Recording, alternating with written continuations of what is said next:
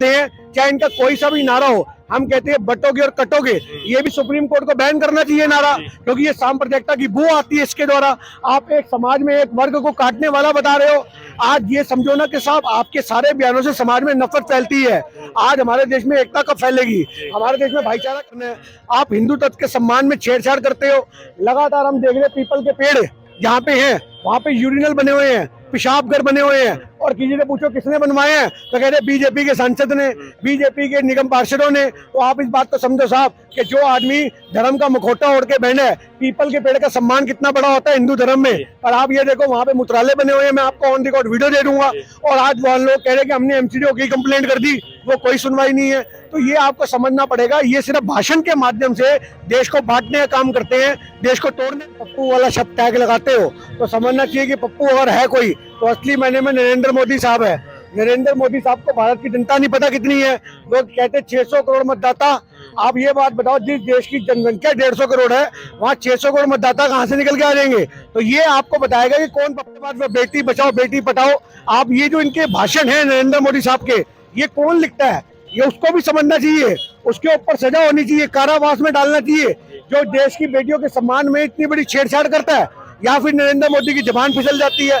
अगर नरेंद्र मोदी साहब की जबान फिसलती है तो आपको समझना पड़ेगा पप्पू में जाके बोलते हैं कि जी सिख हैं उनको यहाँ पे कड़ा नहीं पहनने दी जा रहा, पगड़ी नहीं पहनने दी जा रही। तो आप मुझे एक बात बताइए साहब, कहाँ पे ऐसा नहीं देखा आपने? किसान आंदोलन में हमने पगड़ी पे लाते पड़ती हुई देखी है वीडियो। आप कहो तो मैं आपको शेयर कर दूं। आपको मैं कितने ऐसे कितने मुद्दे दिखा दूं जहां पे आपको सिख की पगड़ी का दुराचार होता हुआ नजर आएगा। तो जो ग्राउंड रियलिटी है वो रखी है उन्होंने सामने।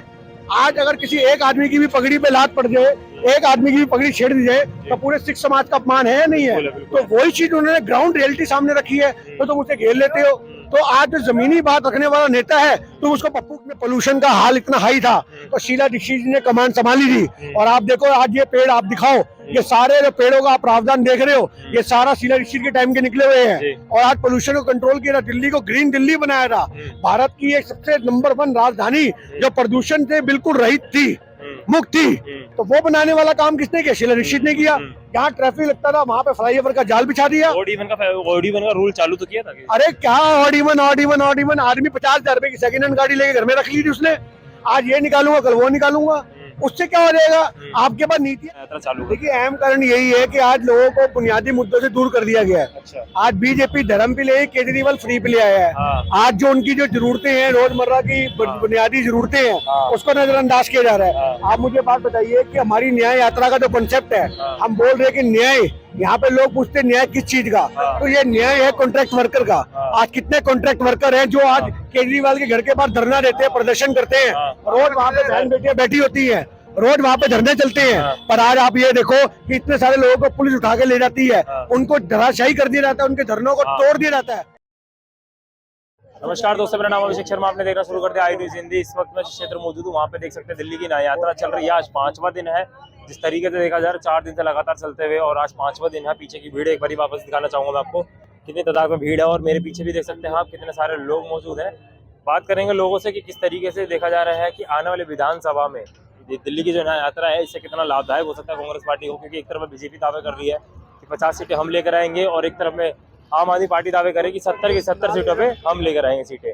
और वहीं पे अरविंद कांग्रेस पार्टी के जिस तरीके से देखा जा रहा है देवेंद्र यादव जी राहुल गांधी के नेतृत्व में दिल्ली की न्याय यात्रा कर रहे हैं। लोगों से बात करते हैं कि इनकी क्या राय है, कि क्या लगता है कि आने वाले समय में जिस तरीके से विधानसभा चुनाव है सिर पे, कौन सी पार्टी अपना दबदबा बनाती नजर आएगी। सर क्या नाम आपका? जी गिन्नी सानू। कहाँ से?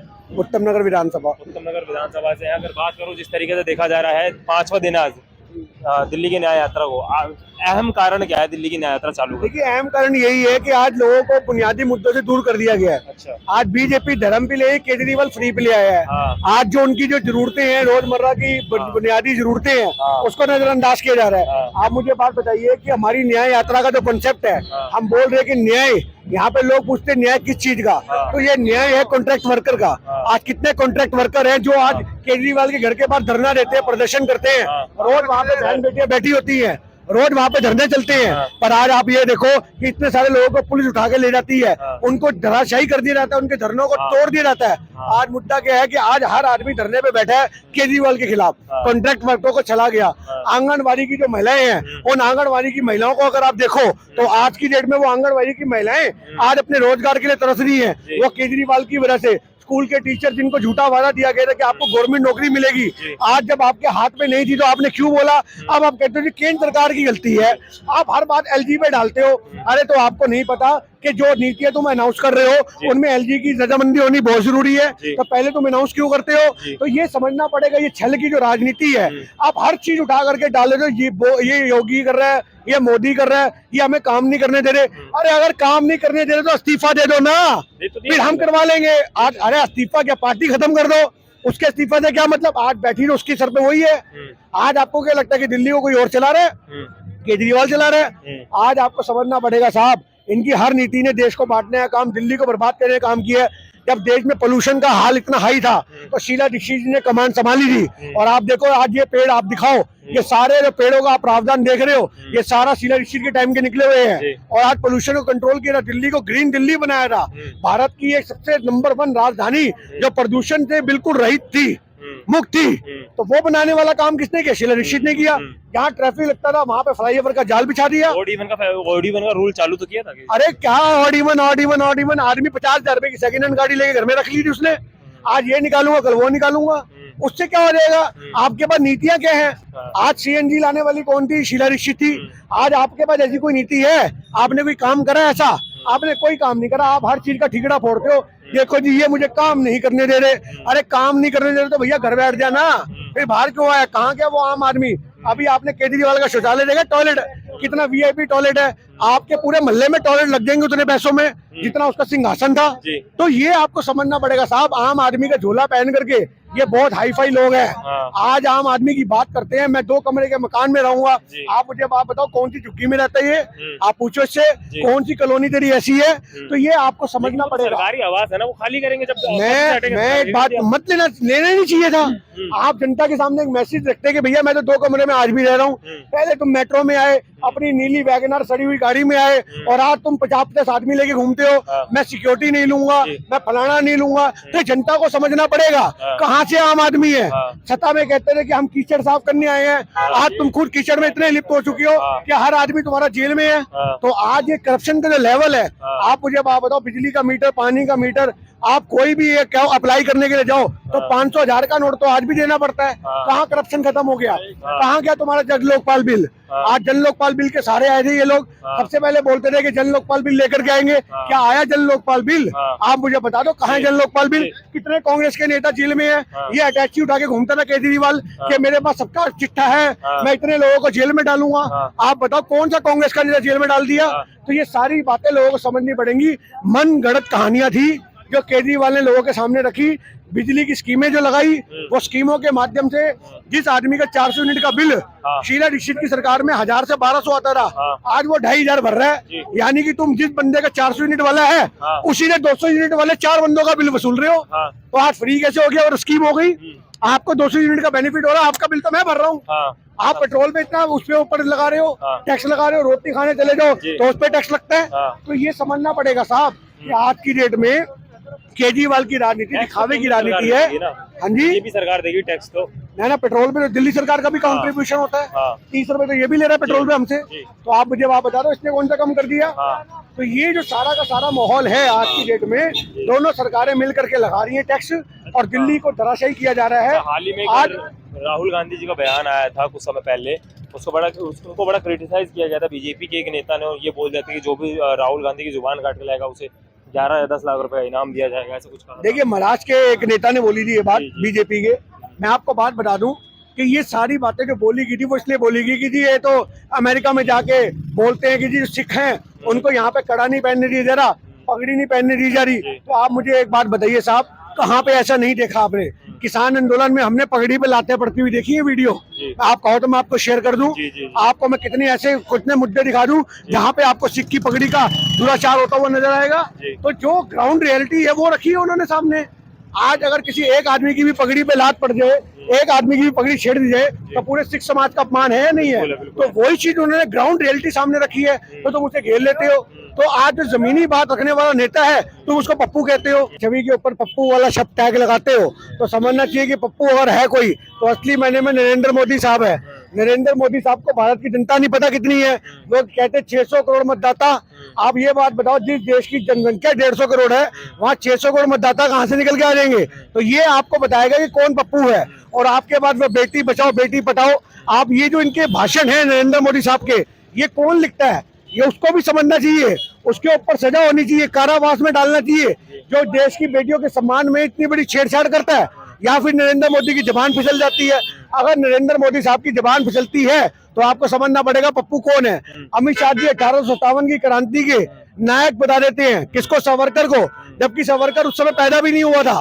आप इस बात को समझो, 1857 में सावरकर का वजूद भी नहीं था। तो आज की डेट में जो इंसान पैदा नहीं हुआ उसको नायक बनाया जा रहा है। तो असल मायने में अगर कोई पप्पू है तो इनकी पार्टी के नेता है। पर राहुल गांधी की 10 सेकंड की वीडियो क्लिप काट करके जबरदस्ती छवि खराब करने का काम अगर वही करता है तो वो बीजेपी का आईटी सेल करता है, जिसके लिए हम सड़कों पे निकल करके जनता को बता रहे हैं कि हमारा संदेश भाईचारे का है, हमारा संदेश प्यार का है। हमारी जो यात्रा है, भारत जोड़ो यात्रा हो चाहे दिल्ली न्याय यात्रा हो, हर यात्रा का सिर्फ एक ही मकसद है, जनता से डायरेक्ट कनेक्ट होना, जनता के मुद्दे उभारना, जनता के दर्द को सुनना। आज किसी भी जगह जाते हैं, कोई नेता बीजेपी का हो या आपको आम आदमी का मिले, कोई उनके दर्द को सुनने वाला नहीं है। आज इनको बयानों के पलटवार की नीति तो आती है पर जनता के हित की बात नहीं आती साहब। ये सबसे बड़ा मुद्दा है कि जनता के मुद्दे कौन उठाएगा। आज देश के अंदर बेरोजगारी, भुखमरी, ऐसे हालात बन चुके हैं देश। मोदी जी कहते हमने 2 करोड़ रोजगार बांट दिया, 15 लाख खाते में। 2 करोड़ रोजगार वाली बात ये जुमले हैं साहब। हवाई चप्पल वाले को हवाई जहाज में सफर कराएंगे, ये भी जुमले हैं। आज देश में अगर कुछ हुआ है तो सही मायने में हमारे देश में धर्म का प्रचार नेगेटिव वे में हुआ है। आप ये बोलते हो कि साहब हिंदू तत्व को ऊंचा करना है, आप हिंदू तत्व के सम्मान में छेड़छाड़ करते हो। लगातार हम देख रहे हैं पीपल के पेड़ जहाँ पे हैं वहाँ पे यूरिनल बने हुए हैं, पेशाब घर बने हुए हैं, और किसी से पूछो किसने बनवाए हैं तो कहते हैं बीजेपी के सांसद ने, बीजेपी के निगम पार्षदों ने। तो आप इस बात को समझो साहब कि जो आदमी धर्म का मुखौटा ओढ़ के बैठे है, पीपल के पेड़ का सम्मान कितना बड़ा होता है हिंदू धर्म में। और आप ये देखो वहाँ पे मुत्राले बने हुए हैं, मैं आपको ऑन रिकॉर्ड वीडियो दे दूंगा। और आज वहाँ लोग कह रहे हैं कि हमने एमसीडीओ की कंप्लेंट कर दी, वो कोई सुनवाई नहीं है। तो ये आपको समझना पड़ेगा, ये सिर्फ भाषण के माध्यम से देश को बांटने का काम करते हैं, देश को तोड़ने का काम करते हैं। चाहे इनका कोई सा भी नारा हो, हम कहते हैं बटोगे और कटोगे, ये भी सुप्रीम कोर्ट को बैन करना चाहिए नारा, क्योंकि ये साम्प्रदायिकता की बू आती है इसके द्वारा। आप एक समाज में एक वर्ग को काटने वाला बता रहे हो। आज ये समझो ना कि साहब आपके सारे बयानों से समाज में नफरत फैलती है। आज हमारे देश में एकता कब फैलेगी, हमारे देश में भाईचारा कब बढ़ेगा? जब हम लोगों के दर्दों को सुनेंगे। तो यही हमारे देश का सबसे बड़ा मुद्दा है कि भाईचारे का पैगाम फैलाना। और नरेंद्र मोदी साहब के झूठे जुमले हैं, झूठे वादे हैं, और केजरीवाल की जो नीति है उनको एक्सपोज करना, तभी दिल्ली सशक्त बनेगी, तभी देश मजबूत बनेगा। विधानसभा में फिर किस बारी दबदबा डंका किसका बजेगा? देखिए दबदबा जनता का बजेगा, जहाँ जनता चाहेगी, पर जनता को भ्रम से बाहर निकालने के लिए हम उनके बीच में हैं। आज ये हमारे भाई खड़े, चाचा खड़े हैं। आज हम ये चाहते हैं कि भाई चाचा की भी जो समस्या हो वो भी सुनी जाए, पीछे चाचा खड़े उनकी समस्या सुनी जाए, हमारी बहन बेटी खड़ी है इसकी समस्या सुनी जाए। कोई नेता इनसे मिलना नहीं चाहता। आज देश के अंदर जब नेता घरों में बैठ जाएंगे तो कौन सुनेगा साहब?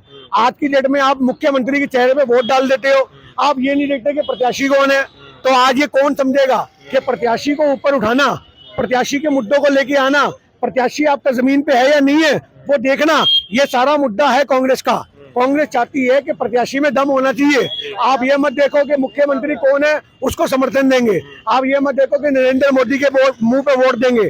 आप वोट दो प्रत्याशी के मुंह पे, वो किसी भी पार्टी का हो। अगर वो प्रत्याशी आपके दुख दर्द में खड़ा है, आपके समाधान के लिए खड़ा है, आपकी समस्या को सुनता है, तो वो आपका नेता है। ऐसे नेता का क्या करोगे आप? मुख्यमंत्री के चेहरे पे उसको मोहर लगा दो, उसके बाद तुम उसके चक्कर काटते रहो। तो आज की डेट में साहब जमीनी स्तर के नेता को आगे आना पड़ेगा, जमीनी स्तर के मुद्दे उठाने पड़ेंगे। आज ग्राउंड रियलिटी कुछ और है, प्रचार की राजनीति कुछ और है। केजरीवाल सरकार लगातार प्रचार करती है, एक आदमी को कोरोना में 1 करोड़ रुपया दिया, जबकि इन्होंने बोला था कि जो कोरोना वॉरियर मरे हैं हम सबको 1 करोड़ देंगे। सिर्फ एक आदमी को दिया और उसके बाद उसकी वीडियो बना के करोड़ों लोगों में फैलाने का काम किया और लोगों ने वो देखी वीडियो कि भैया इसको दिए, लोगों ने तालियां बजा दी। मेरे पास पूरी की पूरी फाइल है साहब कोरोना वॉरियर की, हम भी कोरोना वॉरियर थे, हमारे पास पूरी फाइल है। कम से कम 150 लोग उस कोरोना वॉरियर के जो थे उनकी मौत हुई है, उनको क्या सम्मान राशि मिली 1 करोड़ रुपया। तो ये झूठे ढकोसले और झूठी बातें केजरीवाल की एक्सपोज करनी पड़ेगी। जनता कब तक धर्म का चश्मा, कब तक धर्म का चश्मे में अपने आप को उतार के नहीं देगी, कब तक झूठे वादे, कब तक झूठी बातों में विश्वास करेगी। आप बिजली की बात करते हैं, बिजली की स्कीमें चलती है साहब, 400 यूनिट वाले का बिल आता है 2000 रुपए, 400 यूनिट वाले का बिल आता है 3000 रुपए, और आप ये समझो शीला ऋषि की सरकार में बिल आता है 1000 रुपए। तो आपने क्या करा, अगर आपका 400 यूनिट में मैंने 2000 वसूल लिए, जिसका एक्चुअल बिल 1000 रुपए था, तो आपसे 1000 रुपए लूट लिया मैंने, और वो लूट के अगर इसे एक आदमी को दे भी दिया तो क्या भला किया मैंने। आज गरीब के घर में डाका डाल के गरीब को ही तुम दे रहे हो, तो ये कहाँ की समझदारी है। ये आपको समझना पड़ेगा कि हमारे देश के अंदर राजनीति मुद्दों की होनी चाहिए। ये फ्री की रेवड़ियों वाली बात हमें समझ में नहीं आती। ठीक है, जिस तरीके से यहाँ पे देखा आपने, इन्होंने अपनी अपनी बात रखी, और आने वाले समय में जिस तरीके से दिल्ली न्याय यात्रा 5 दिन हो गए हैं, आज 5 दिन के बाद में कल 6ठा दिन भी होगा। देखते देखते 1 महीने की रिपोर्ट है पूरी, 1 महीने बाद तक ये न्याय यात्रा चलेगी। 25 दिन बचे हैं, 25 दिन में आगे क्या रिपोर्ट आती है लोगों से बात करेंगे। तब तक के लिए देखते रहिए इस वीडियो को और शेयर कीजिए इस वीडियो को। तब तक के लिए देखते रहिए हमारा चैनल। मेरा नाम अभिषेक शर्मा, आप देख रहे हैं आई न्यूज़ हिंदी।